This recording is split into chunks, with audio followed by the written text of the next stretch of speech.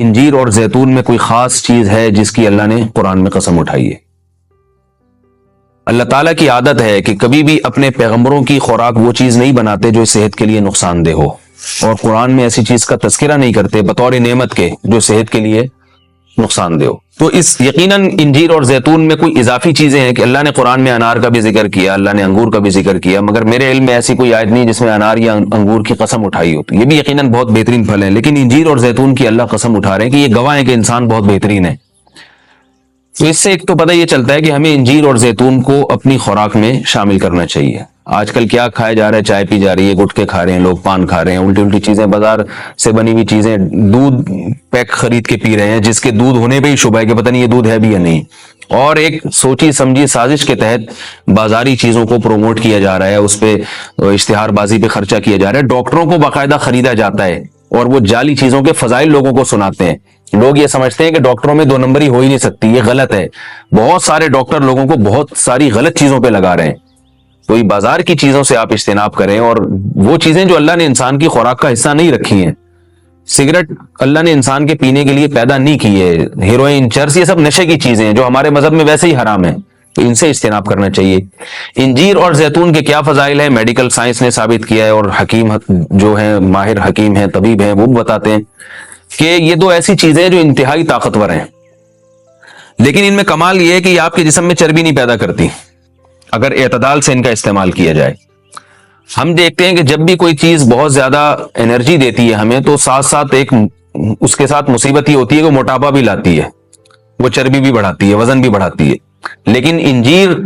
بہت طاقتور چیز ہے، نہ صرف یہ کہ آپ کے جسم میں چربی بڑھاتی نہیں ہے بلکہ چربی کو ختم کرتی ہے، کولیسٹرول لیول آپ کا گراتی ہے۔ یہ زیتون میں بھی ایسے ہی ہے کہ زیتون آپ کی صحت کے لیے انتہائی مفید اور بہت طاقتور ہے، اور کولیسٹرول لیول آپ کا کم کرتا ہے، لیکن یہ ضروری ہے کہ اعتدال سے ہو۔ اگر آپ بہت زیادہ کھانا شروع کر دیں گے تو پھر زیتون بھی چربی پیدا کرتا ہے، ظاہر ہے اعتدال تو ہر چیز میں ضروری ہے۔ اور کچھ چیزیں ایسی ہیں انجیر اور زیتون میں جو میڈیکل سائنس کہتی ہے کہ انجیر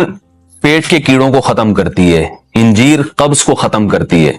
قبض کا سب سے بہترین علاج ہی انجیر ہے۔ لوگ اس طرف توجہ نہیں دیتے، دوائیں کھاتے ہیں، ایلوپیتھک دوائیں کھاتے ہیں، اس کے سائیڈ ایفیکٹ بہت سارے ہوتے ہیں۔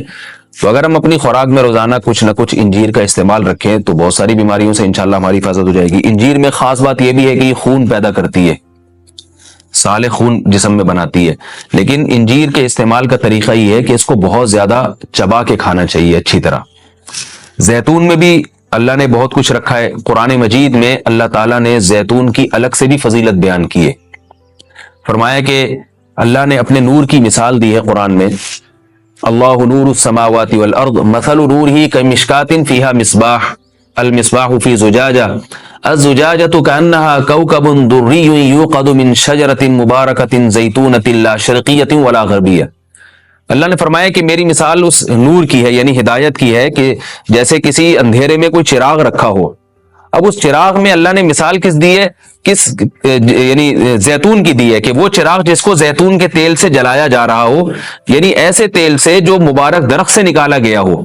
تو اللہ نے وہاں بھی قرآن مجید میں سورہ نور میں بھی زیتون کے درخت کو اللہ نے مبارک درخت کہا ہے۔ ایک اور مقام پہ قرآن مجید نے زیتون کی تعریف کی ہے، فرمایا کہ وَشَجَرَةً تَخْرُجُ مِن طُورِ سَيْنَاءَ تَنبُتُ بِالدُّهْنِ وَالصِّبْغِ لِلْآكِلِينَ۔ اللہ وہ ذات ہے جس نے ایسا درخت پیدا کیا جو طور سینا میں پیدا ہوتا ہے، یعنی کوہ طور میں پیدا ہوتا ہے وہ درخت، اور تنبت بالدہن جو تیل لے کر پیدا ہوتا ہے، اور صبغ للآکلین کھانے والوں کے لیے سالن کا کام دیتا ہے، یعنی لوگ روٹی اس تیل سے لگا کے کھاتے ہیں، سالن کا کام دیتا ہے وہ۔ تو اب یہاں مناسبت دیکھیں کہ اللہ نے زیتون کا اس آیت میں ذکر کیا اور ساتھ ساتھ بتایا کہ یہ وہ زیتون ہے جو کوہ طور پہ پیدا ہوتا ہے، اور کوہ طور ویسے ہی ایک ایسی جگہ ہے جہاں اللہ نے لوگوں کی ہدایت کے لیے وحی کو نازل کیا۔ تو پتہ یہ چلا کہ زیتون میں جہاں جسمانی فوائد ہیں وہاں کچھ روحانی فوائد بھی ہیں، کیونکہ اللہ نے اس کو مقدس جگہ پہ پیدا کیا ہے، اور وہاں کا تذکرہ اللہ نے کوہ طور کا تذکرہ اس کے ساتھ ساتھ کیا ہے۔ اور اس آیت میں بھی ایسا ہی ہے، جہاں اللہ نے زیتون کا ذکر کیا آگے فوراً وطور سینا، کوہ طور کی اللہ نے قسم اٹھائی ہے۔ تو اس سے پتہ چلتا ہے کہ زیتون میں جہاں جسمانی فوائد ہیں، کچھ روحانی فوائد بھی ہیں۔ روحانی کا مطلب یہ کہ اس کے کھانے سے عین ممکن ہے کہ آپ کی کچھ روحانی ترقی بھی ہو، شاید اللہ کی محبت میں اضافہ ہو، گناہوں سے نفرت پیدا ہو، یا اس کے سے جسم میں کوئی ایسی تبدیلی آ۔ میں کوئی یقینی بات نہیں کر رہا، لیکن قرآن میں اس طرف اشارہ ملتا ہے۔ اس سے ہمیں کیا پتہ چلتا ہے کہ یہ جو ہم مختلف قسم کے کوکنگ آئل استعمال کر رہے ہیں، ان سے آہستہ آہستہ اپنی جان چھڑانی چاہیے اور نیچرل چیزوں پہ آنا چاہیے۔ ایک آپ کو میں ایک تحقیق یہ بھی بتاتا ہوں کہ میڈیکل سائنس یہ کہتی ہے کہ یہ جو کولیسٹرول ہے نا اور یہ چربی ہے، یہ دیسی گھی سے نہیں پیدا ہوتی، یہ ہم جو